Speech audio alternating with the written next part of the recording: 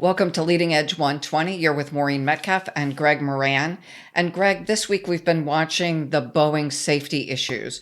What are the leadership lessons you're taking away? Yeah, it's an interesting situation, and maybe the audience will be a little bit surprised, but I feel a huge amount of empathy for Dave Calhoun as a CEO because he has a very tough challenge. For those of you who are old enough, he's having his Tylenol moment as the leader of this company.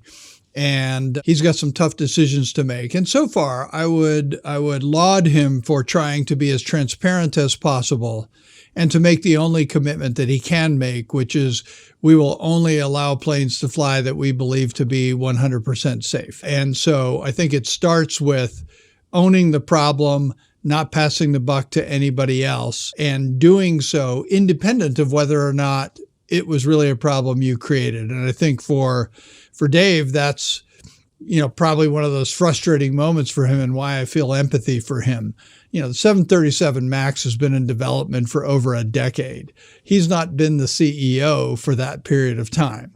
So a lot of the problems that are essential to this particular airframe got created before he was ever the CEO. And obviously with the accidents early in their lifespan and now with these problems, he's inheriting them. And so his challenge as a leader is to own the moment and be accountable for the company and the customers, regardless of the source of the problem. And I think so far, I'd really laud him on doing a great job. So it's a model for all of us if we find ourselves in that situation. So my question for listeners is, while most of you won't be facing this kind of catastrophe, how are you owning the moment in your current situations?